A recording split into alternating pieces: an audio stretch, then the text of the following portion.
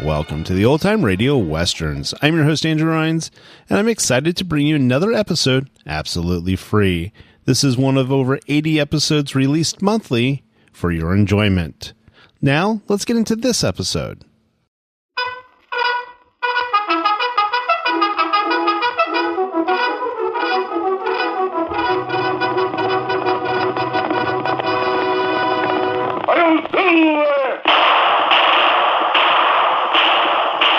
A fiery horse with the speed of light, a cloud of dust, and a hearty hi-yo silver. The Lone Ranger.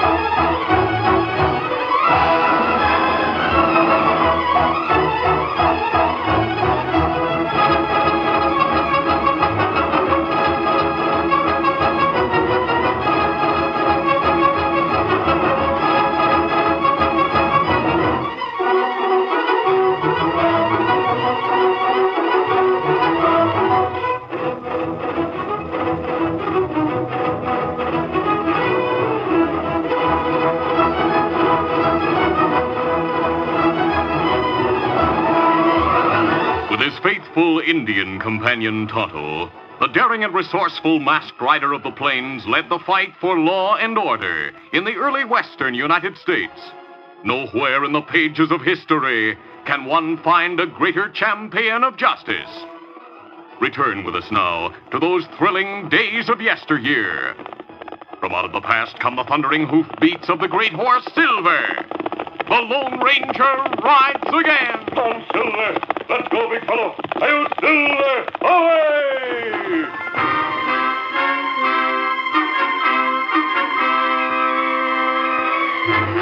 The acid used at Sundance Mine was shipped from the east in huge bottles known as carboys. Each carboy weighed about 100 pounds, and when the shipment reached the mine, the carboys were stored in the office vault. One day, Hank Bibbs, the mine foreman, entered the vault. He picked up one of the carboys, but the bottle slipped from his hand. Hank rushed from the vault, slamming the door on the choking fumes. Fortunately, his heavy boots protected his feet and legs from the corrosive liquid. He was able to remove them before the acid reached his skin. But because of the poisonous fumes, it was days before anyone could enter the vault. During that time, the fumes acted on paper money kept in the vault, causing the green ink to fade to a lighter shade.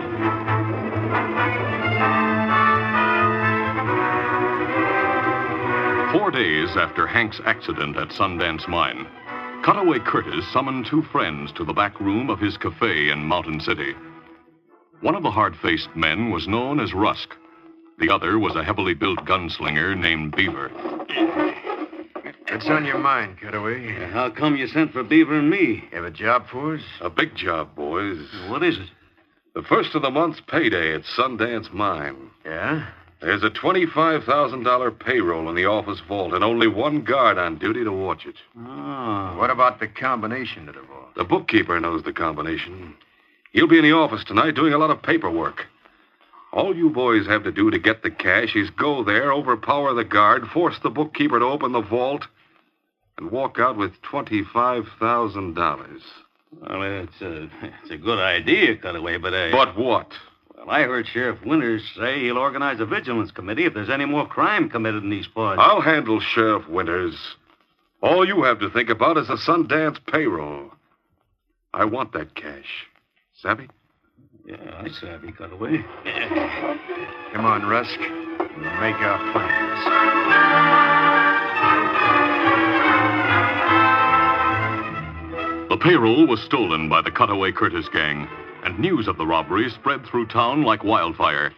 Sheriff Winters organized a vigilance committee, but in spite of their best efforts, it was impossible to pick up the trail of the thieves.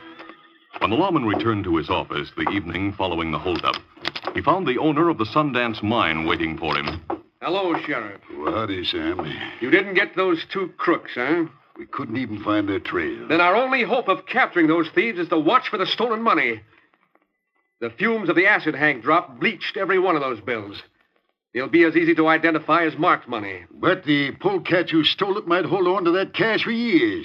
In that case, Sheriff, we've no hope of catching them. You know, we might get them with some outside help. Huh? What kind of help? I'm thinking of a gent who's outsmarted all kinds of crooks. Who do you mean? The Lone Ranger. What? I'll wire every newspaper in the Southwest and ask him to carry our story. If the Lone Ranger is in these parts, sooner or later he'll read that we're in trouble.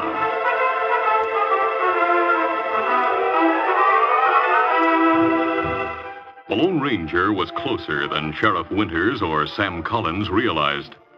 Early the next morning, the masked man and his Indian companion made camp in the hills above Mountain City. Tonto went to town for supplies, and when he returned, he also brought a newspaper with a surprising front-page headline. Oh, Scout, fella. Easy, Scout, easy, fella. Here, newspaper, Kemosabe. It say sheriff want help a Lone Ranger. Oh. When his masked friend had read the story, Tonto said, Me here in town, crooks steal $25,000 from Sundance Mine. Well, this newspaper quotes the sheriff as saying that he thinks a gang of outlaws are operating in Mountain City. If an unknown gang is in town, we may be able to learn more about them by going there. Oh, do you want me to go to town? Try get news? No, Tonto. I'll go to Mountain City myself. I'll take off my mask and wear a disguise. Oh, what kind of disguise? A gunslinger looking for work. Any kind of work. Give me a hand, Tonto. I'll need your help.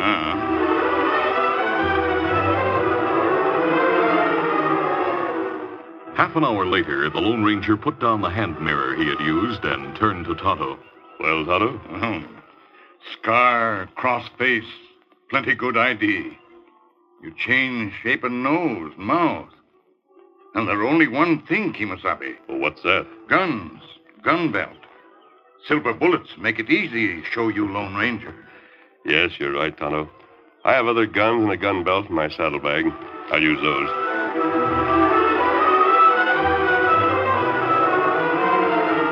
Late that afternoon, Beaver and Rusk were sitting at a table in Cutaway Curtis's cafe. Having successfully stolen $25,000 that couldn't be spent, had put an edge on the temper of the two thieves. Instead of receiving a payoff for their work, Cutaway had cursed them both for their stupidity, and neither Rusk nor Beaver had the courage to remind him that the robbery had been his idea. Chafing with resentment and helpless frustration, they had been brooding over the unexpected result of the holdup. While Rusk played a silent game of solitaire, Beaver tried to forget his disappointment by making friends with Sue Garnett, a singer Cutaway had hired. Come on, Susie. Sit down at our table. Sorry, I said sit down. Let go of my arm. You'd better do as the lady says. Hey, what the... Beaver whirled to face the newcomer. He didn't know that the stranger was the disguised Lone Ranger, but he did know that the intrusion was an excuse to fight. This is none of your business, stranger. Clear out of here. I'll stay, but that may be good advice for you, miss. Thanks, mister. I was about to leave when Beaver stopped You me. stay here, Sue.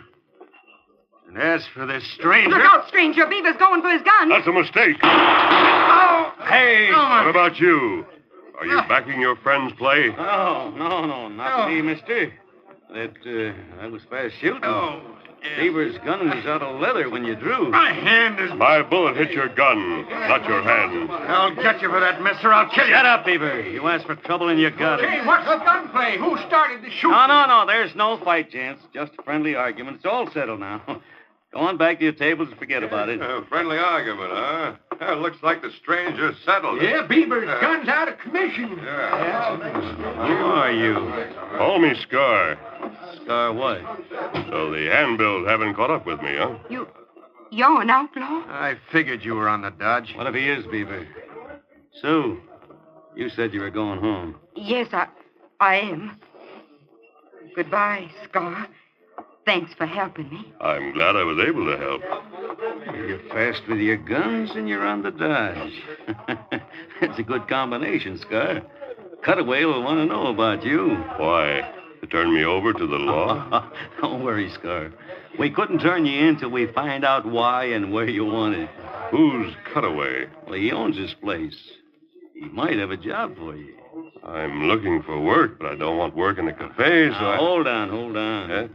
I wouldn't have mentioned it if I didn't think Cutaway could use you. Come on. I'll take you to his office.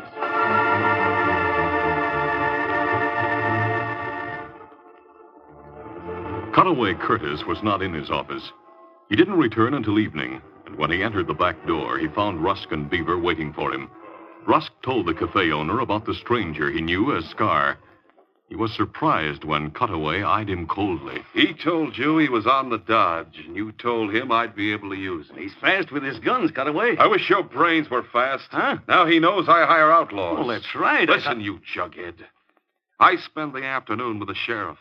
He and the Vigilance Committee are working day and night to try to uncover an unknown gang. If the word gets around town that I've hired a wanted man, they'll all know who's ahead of the gang. Yeah, I should have killed that ugly-faced galoot. Oh, that's right, Beaver, that's right. Kill him, my cafe, so you can be tried for murder. If all a loco trigger-happy... Where's Scar now? Well, he said he'd be at the hotel if I wanted to see him. That's the first good news I've heard. Send word to him that you want to see him. Tell him you'll meet him. Yeah? When you see him, tell him you're riding out of town on a job for me. Beaver, you follow Rusk and his friend, Scar. Well, why should I follow? You wanted to kill Scar, didn't you? As soon as he and Rusk are a safe distance from town, let him have it. In the back if you have to, but get him. Savvy? I savvy, Cutaway. It'll be a pleasure to gun him. But, boss, the fellas who were in the cafe saw Beaver pull a gun on Scar. If Scar's found dead, Beaver will be the first one suspected of killing him. Hey, I hadn't thought of that. Don't worry, Beaver. If the law comes around asking questions, I'll swear that you were in this office with me at the time of the killing. I'll see that you have an alibi. In that case, I'll be sure to take care of it.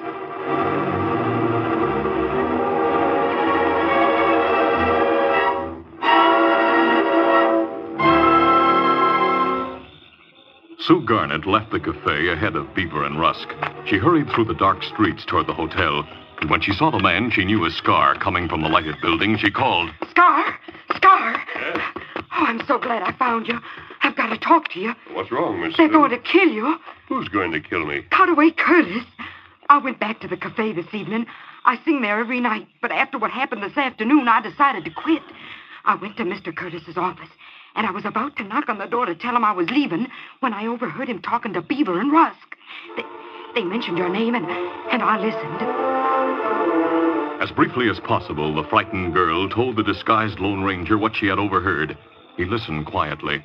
I would have gone to the sheriff, but I thought you were an outlaw, so I came here to warn you instead. I appreciate the warning. You better leave town. I'll leave temporarily, but I'll be back. What? Goodbye, Miss Sue, and thanks for the warning. I'll not forget that you saved my life.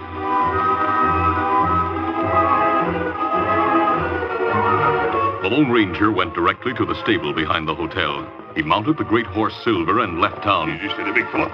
Come on, Silver.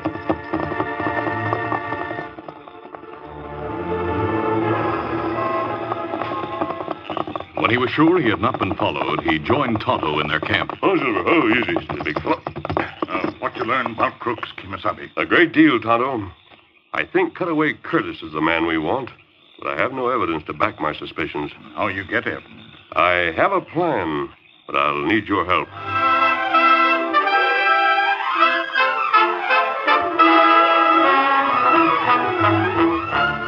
curtain falls on the first act of our Lone Ranger adventure. Before the next exciting scenes, please permit us to pause for just a few moments.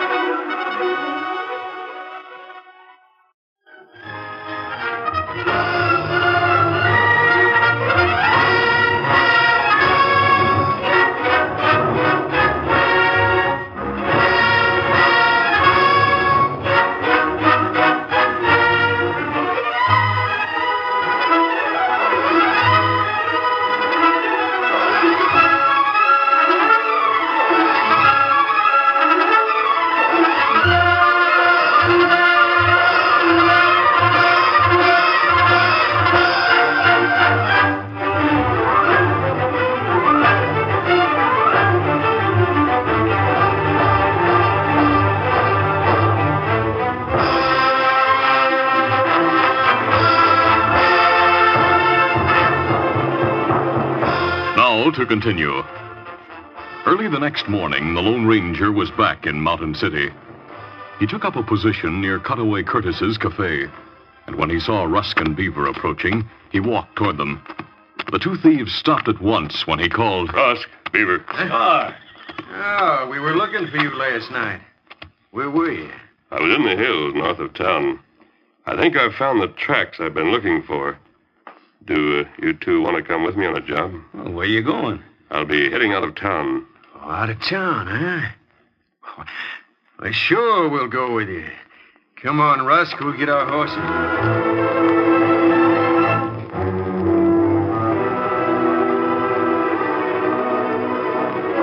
Beaver and Rusk joined the still-disguised Lone Ranger and headed north.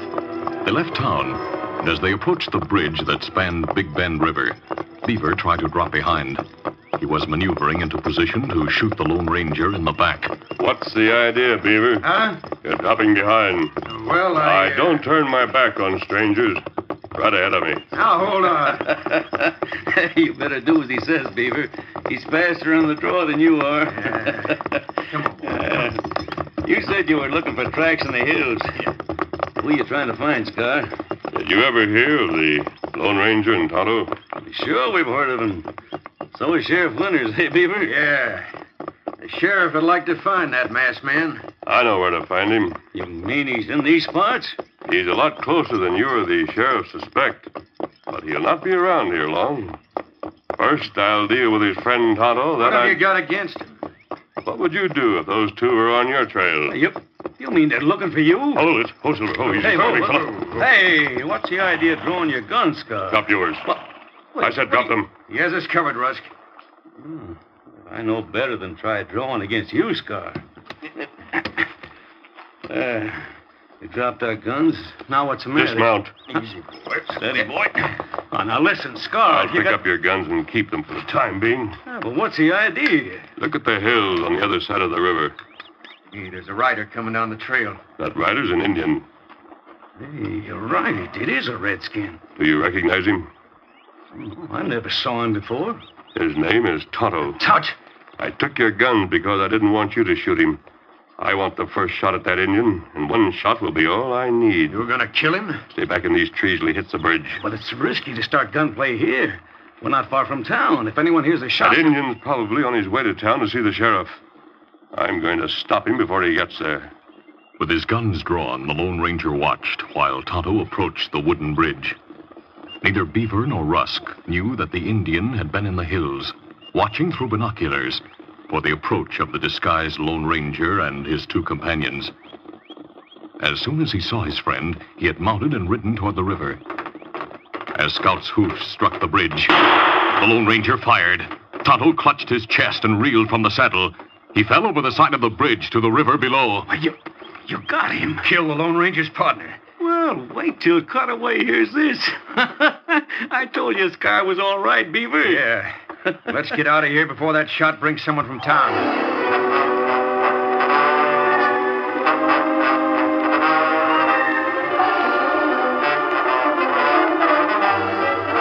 A short time later, Rusk, Beaver, and the man they called Scar drew rein behind Cutaway's cafe. The two thieves didn't know that the Lone Ranger's bullet had not touched Tonto. They believed that the Indian was dead, and they insisted that Scar accompany them while they reported to the boss. The three men entered the back door to Cutaway's office. The outlaw leader listened to their story. Then he turned to the disguised Lone Ranger.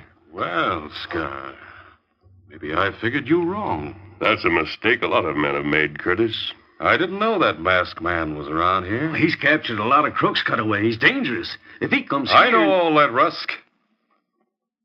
You claim to know where to find that masked man, huh, Scar? I know where he is. I'll pay a reward for him. I have my own plans.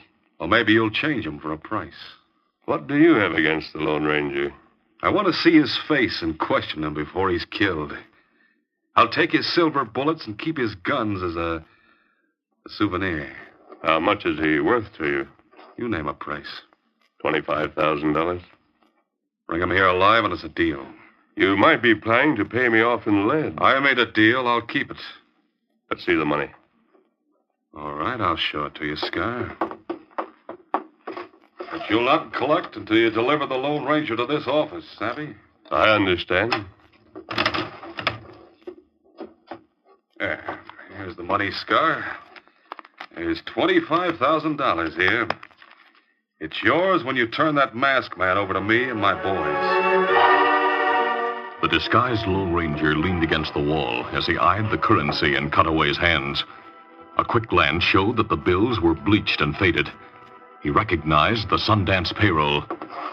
Cutaway returned the money to the safe and closed the door. Now you've seen the cash. When will you bring the Lone Ranger here? I want all my boys on hand to meet that masked man. Tell me when to expect you, and I'll see if they're all in my office. I'll bring him here tonight. Good. See that the money is ready, Curtis. It'll be on this table, waiting for you.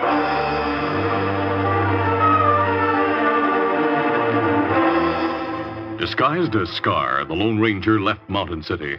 He joined Tonto and told what had happened after the fake shooting. Now, Cutaway, think you real outlaw, huh? Yes, Tonto. He's offered $25,000 if I'll bring him the Lone Ranger. Now that you're supposedly dead. What you do? I'll keep my promise. What promise? The Lone Ranger will be in Cutaway's office tonight. As soon as it's dark, we go into town. Before I go to the cafe, I'll call on Sheriff Winters.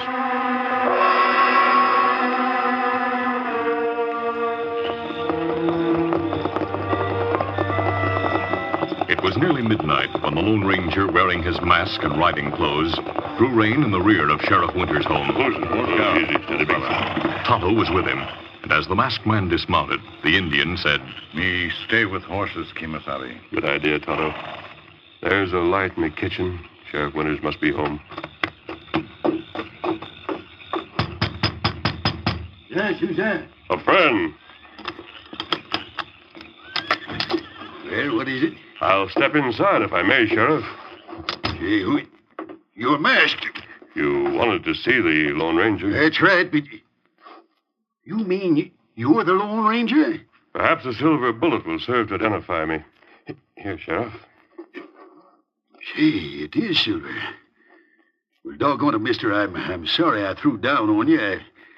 I need your help. Well, that's why I'm here. You see, there's a gang operating in this part of the country, and I'm sure their headquarters is here in town, but I can't get a lead on the critters. Cutaway Curtis is the leader of the gang. Curtis?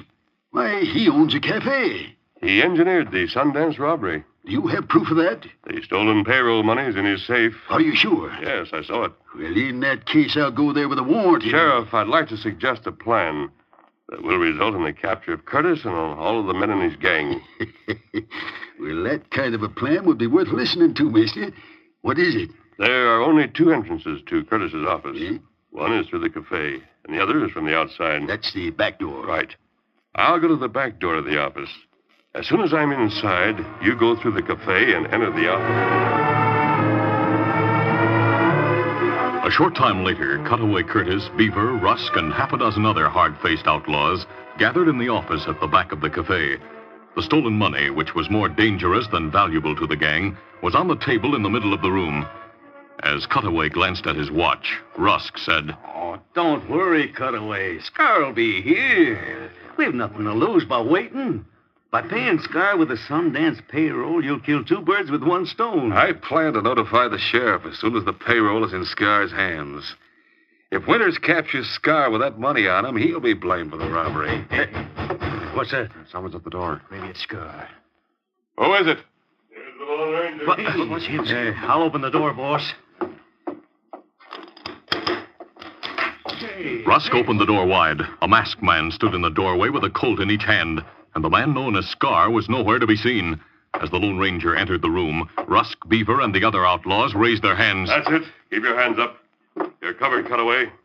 You'd better follow the example of your men. So Scar double-crossed... No, he didn't, boss. That voice. What about the voice, Beaver? You're Scar. That's right. I don't know what your play is, but you can't cover 8 of us at once. You're through, Cutaway. Don't draw, you cover. It's the sheriff and deputies. We haven't a chance now. We can't get away. Keep your hands up, Jim. Where's my payroll cash? The Sundance payroll is on the table. As Sheriff Winters, mine owner Sam Collins, and 5 deputies entered the office with drawn guns, Rusk, Beaver, and the other outlaws backed up against a wall. Cutaway Curtis realized he faced arrest and exposure. Escape through the cafe was cut off by the deputies standing in the doorway, but the rear exit from his office was blocked by only one man, the Lone Ranger.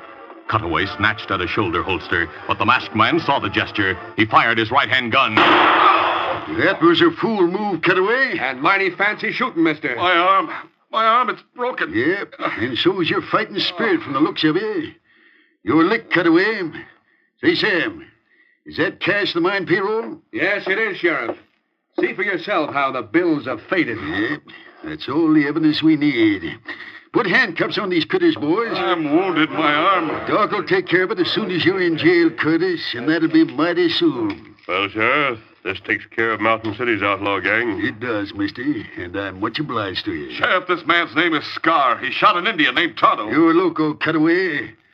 Tonto's outside your office right now. He can't be. He is. Scar, you dirty double-crosser. You weren't double-crossed, Curtis.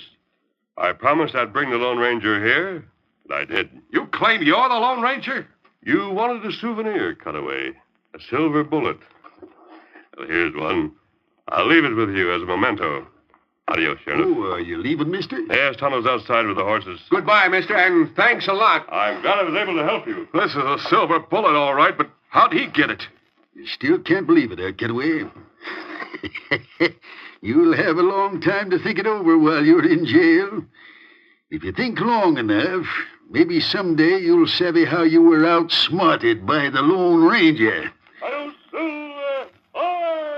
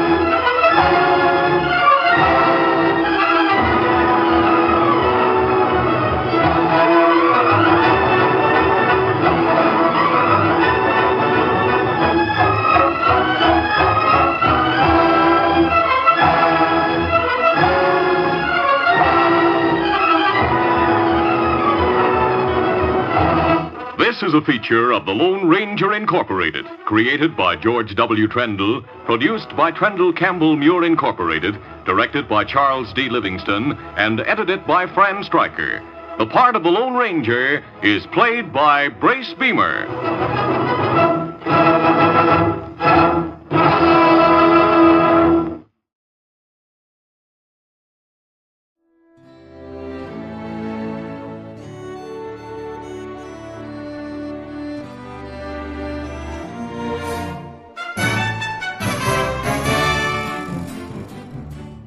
This has been a presentation of OTRWesterns.com, and we hope you enjoyed.